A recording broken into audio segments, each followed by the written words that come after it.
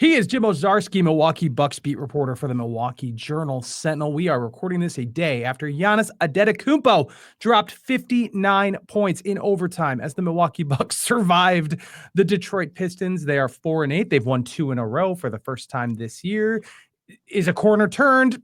No, probably not. But things are looking up, and Giannis, just an unbelievable singular performance on Wednesday night at Pfizer Forum with Damian Lillard sidelined, with Chris Middleton sidelined, with Bobby Portis sidelined, and he put the team on his back, and it was tremendous. Jim, my brand, is to be a little bummed out about this Bucks team and see the dark side. Could I go down the path of it required a 19-year-old missing 2 free throws with 1 second left to even get to overtime? The Bucks probably should have lost that game, et cetera, et cetera. They're still not playing great. All their wins are against bad teams. I could do that. But this, Jim, is a celebration of Giannis Antetokounmpo, 59 points. I think some of the buzz around that was that maybe it was one of his best performances. I mean, obviously the, game 6, 50 points final, that's untouchable, but as regular season games go, this was way, way up there. He did some things that seriously have never been done before in the NBA and willed a team to victory. Set the scene for me, the aftermath of, chatting with Giannis after this game and how you felt about this performance in some sort of historical context, if there is any. I mean, yeah, there's historical context, JR. Second highest point total he's ever reached, of course, 64, the franchise record last December against the Pacers. But this would have been a franchise record if not for that game. Right. And obviously that game added some extracurricular. I guess Giannis can't score huge, have great games without some sort of extracurricular involved at this point. But, I think the overall stat line, JR, of the 10 plus rebounds, 7 or more assists, 3 blocks, 2 steals, like that, the whole stat line plus the 50 points, never been done in NBA history. So that in and of itself, to show that sort of complete effort Giannis put together from start to finish. And then, 22 points in the first quarter, JR. I think it's a franchise record for a first quarter, and what's remarkable about that is literally no one else on the team made a shot until like 10 minutes to go in the second quarter. The whole rest of the team was 0 for 15. And yet the Bucks were still just down a couple points when Pat Connaughton had a bailout shot clock beating 3 to pull them within 3. So yeah, Giannis kept this team in it until everyone else kind of showed up. And they did in the second half. Brook Lopez was phenomenal. Gary Trent Jr. shows up and finally makes baskets. Andre Jackson Jr. plays good defense without fouling out and then scores some points when it was needed. And then, of course, Giannis in overtime outscores Detroit by himself and hits a pull-up 3. Why not, JR? 10 mid-range jumpers, 16 of 17 from the free throw line. It was an all-around great effort. And I think, I've seen some of the 50-point games, JR, almost all of them now at this point since I joined the beat in 2020. I think I just missed the Utah one in 19. Those games were special to watch because it's 50 is still a hard marker to get to despite this league's reliance on 3-pointers. This one just felt like an overall dominance performance, get on my back and will a team to victory. Yes, it was regular season and Detroit and all that stuff, but you got to appreciate for what it is. And it was pretty special. I mean, you kind of mentioned it in those numbers. 10 pull-up jumpers. When's the last time Giannis had 10 pull-up jumpers? Missing 1 free throw is extremely rare. Again, you go back to that finals game. That's the last. I mean, it's not the last time he's had a good day at the free throw line, but that's what made that performance special. He did this in uncharacteristic ways. He found ways to contribute with his team just struggling. He found ways to contribute that weren't just, give the ball to me downhill and I'm just going to run it down your throat and jam it down. I think that Detroit actually did a pretty good job defending that part of it. I think Giannis, even with 22 points in the first quarter, you could tell that Detroit had some things in place to keep him from constantly getting to the hoop. he just works so hard, Jim. And that doesn't really mean anything in terms of, this external chatter about, well, is he always going to want to be a Buck? Is he going to leave the Bucks? But like, he really does. The passion he plays with is, it's cliche to say, it's just really hard to match that. I compare him. It's unfair to compare him to a guy who's had as many injury problems as Joel Embiid, but like, that's a guy who seems to complain a lot and can't really take criticism and ultimately isn't available the way that Giannis is available when other guys are not. And I guess I run out of ways to describe him, but it really is a reminder what a singular talent he is. There's just not many guys like this who has the skill set, but also that drive and desire to do the things that he's able to do, even when they're not his normal things. It's crazy, Jim. Yeah, it was funny. Two guys I wanted to hear about last night were Taurean Prince and Gary Trent Jr., two new teammates, right? Because like you, Brook Lopez sits up there and he's like, I'm running out of words, to describe stuff like this. And Gary, it just expletive, that blank is crazy, and he said he was in Portland when Dame went off for 60, and he said Dame's shooting him text messages, about this. And Taurean Prince has played with some really great players and seen some good stuff. And even he's like, hey, I'm, didn't even know he was at that point until late in the game. He's almost got 60. And yeah, he's remains, JR, a singularly dominant force in a way that, I mean, you brought up Embiid, again, not healthy enough, not often enough. I mean, I'd still venture to say Nikola Jokic is probably still the best, like, individual player in the game in terms of overall right now. But, you mentioned the Detroit trying to stop him, being physical to the point of dirty. And yet you can't really, I mean, 62% shooting. The Pacers game was 71%. I mean, the 54 against Indiana was 76%. I mean, the way he does things is just no one else can do that physically in this league. And it's, the jumpers were interesting, the mid-range stuff. And I had kind of asked him, like, hey, he hit 8, I think all 8 of his free throws in the first quarter, JR. Rare for him, of course. And I was like, hey, did that help you with these mid-range jump shots as the game went on? And he was like, kind of like, hey, I mean, the ball goes in and you start feeling it. You're making these 15-footers, right? And then all of a sudden the other 15-footers, 12, 9, it seems okay. But yeah, it's pretty, again, 59 points to go with 14 rebounds, 7 assists. It was a whole effort. And generally speaking, Jay, you kind of see that with him. Double-doubles come with these games.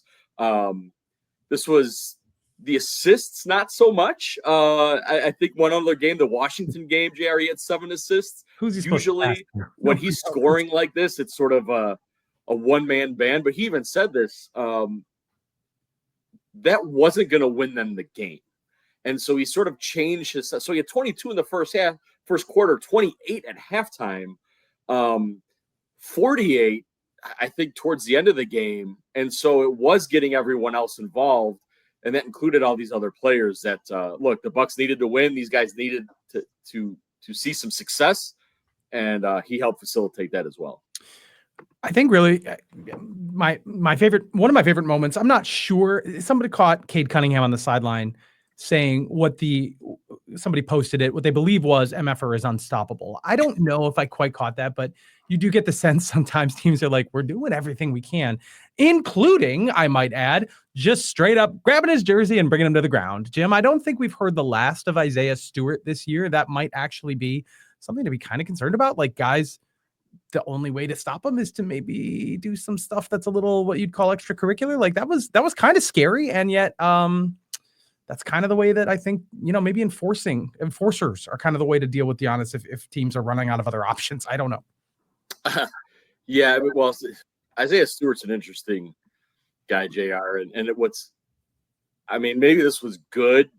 It's not good that Bobby Portis was scratched late with an elbow injury that created some of this. Portis would have been, but it's a little behind the scenes for viewers. And so before the game, JR, I had a group chat, our internal chat with editors, and I said, Isaiah Stewart's going to start some stuff with Giannis tonight, and if Bobby's on the floor, this could be a thing.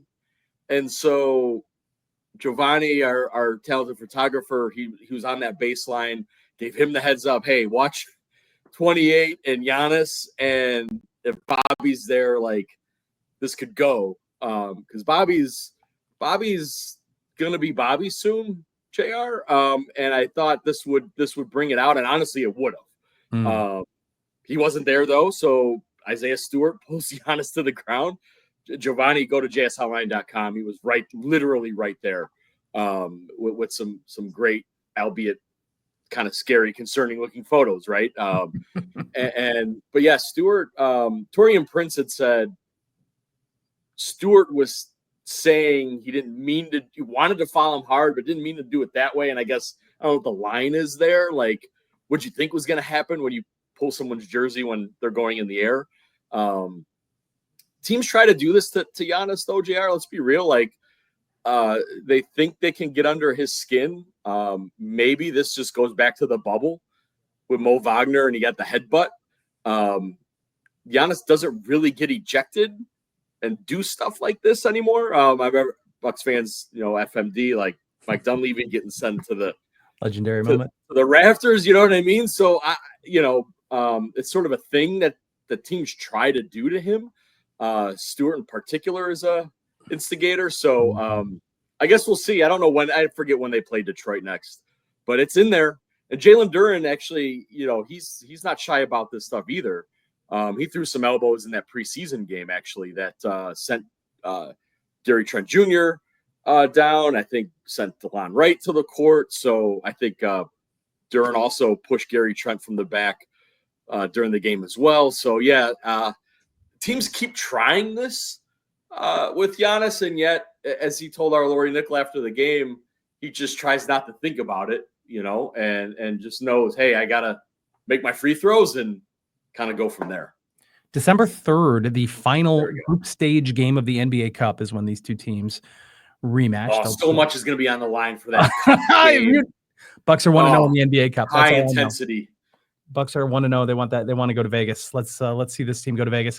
Bucks play again on Saturday on the road against the Charlotte Hornets. They return home Monday against the Rockets. The greater context, I sort of alluded to it at the beginning.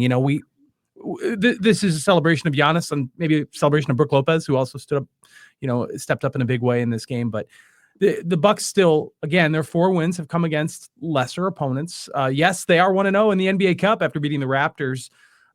But this is still a team that has a lot of problems, injuries chief among them. We thought maybe Damian Lillard would be back for this game against the Pistons. He was not available. His status remains up in the air. Concussions are tricky. You never really know. Chris Middleton, I feel like we're in a holding pattern with him. It is not clear when he's going to be available. I am starting to really, really believe in the Christmas timeline, even though it's, there's never been let's reevaluate in a couple weeks. It's always been maybe the next one, maybe the next one, maybe the next one. I mean, I don't think they would do that if legitimately wasn't going to be for another 6 weeks, but I don't know, man. Right. And this team, I like to say they've turned a corner, I think is a stretch, but maybe I'm wrong. I mean, 2 in a row is 2 in a row, and they have some winnable games coming up. They've had this really tough schedule. So maybe, Jim, you feel like there's some progress, or is it just too impossible to really say because no one's on the floor? It's progress because they actually won 2 games in a row. Yeah. Which was the first time they've done that. So on a very baseline, level, it is progress. 4-8, 2 games out of the 3 seed, JR. That's incredible. The entire East is bad right now. We should point that out. Look, if there was one benefit to not a benefit, if there's a silver lining with all of this, it's that there's Cleveland and Boston. And look, you can now feel a certain way about those Cavs games. They have literally beaten everybody as we record this. So very tense. It's the 5th or 6th best start in the history of the NBA. And it took a Donovan Mitchell buzzer beater and a down to the wire game with no Giannis or Chris in Cleveland. Yeah. Already, JR, recent history, is putting the Bucks in a much better light in those two losses. Right. And then you have the Celtics who are 10-3 who faced the Bucks twice as well. And so, okay, look, they're not the one seed. Last podcast and PFP JR, we said this. The 1 and the 2 seeds are out, right? Like that's done. So that is what it is. But yeah, you look at the rest of the East. So yeah, Charlotte's come up. You mentioned it. They're technically ahead of the Bucks in the standings. If they can win that game after 2 days off and sort of maybe Dame is back after the concussion, maybe Bobby's back with this elbow bruise. If you can win 3 in a row, and then you get a very good Houston team coming in, and okay, maybe you lose that one because you're still down Chris, or Dame just whatever the circumstance is. You're still like feeling okay, like things are moving in the right direction. But Doc Rivers said after the game, he's like, "Oh, I've been doing this too long. Feels good now. You lose Saturday, it's like, oh, So it is about stacking it, JR, at this point. And if they can get to 3 in a row and then actually beat Houston, they haven't beaten very many good teams right now. That would be 4 straight, and that kind of win would really get them thinking they're sort of truly turned the corner. To me, I think that's how they would view it. But, there are silver linings. Things are better. Look, JR, okay, Giannis is great. No one made a shot. They were 0 for 15, and yet we're still in the game. 2 free throws from Brook Lopez. There were only 2 points from anyone other than Giannis. Yeah, you could say, oh, it's just the Pistons. No, the Bucks actually played good defense and rebounded and kept themselves in the game until the math turned in their favor. And so that goes even with the Raptors, JR. Yes, they only scored 99 points. They held the Raptors at 80-something points. They held the Celtics to 40% shooting. Like, this is an offensive-based team. Their bad offense has made their defense shakier than it normally would be. And yet we've seen this team actually play connected defense, fix the transition issues. Brook Lopez and Giannis in particular, these last 2 games, has been more active around the rim. He's blocked more shots these last 2 games, JR, than I think he had in the previous 6 dating into last season. Not that block shots are everything, but Giannis clearly has been more active. And so those are all things you can build on. And to your point of progress, yes, there's been progress in the wins, losses, and then those little things like that they for sure are taking in is like, hey, we're better at this now than we were a week, 2 weeks ago. Anytime you hold a team to under 90 points, as they did against the Toronto Raptors, that's incredible. That's a major NBA achievement. And yes, the team probably wasn't shooting well, or is maybe not that good, but that is still an achievement. Yeah. Real quickly, speaking of silver linings, I do feel like these injuries have allowed an opportunity to see some other players, specifically Ryan Rollins, who is a starting member of the Milwaukee Bucks now. He was not able to play in this game against Detroit because he suffered an injury after a really impressive performance against Toronto. So he is starting to look like somebody who could at least contribute. AJ Green has gotten on the floor. He did take a 2-pointer against Detroit. Sadly, his streak of 52 or 53 3-pointers without a 2-point attempt is over. And, Andre Jackson, whom you already mentioned, is coming through in a way that I'm not sure I would have even expected. So of those guys, do you think any of them have really bought themselves more playing? We talked about AJ Green's in the rotation for sure. Yeah. What about the other guys? Like, are they going above and beyond what you would have expected? So I'll start with this. I had our friends over on the Bucks Discord message me, JR, right before this game saying, hey, Jim, at the start of the year, I asked you if the young guys play. You said, if that's the case, things have gone terribly wrong. What say you now? And I'm like, yeah, they're 2-8. Things have gone really wrong. And so that's part of this.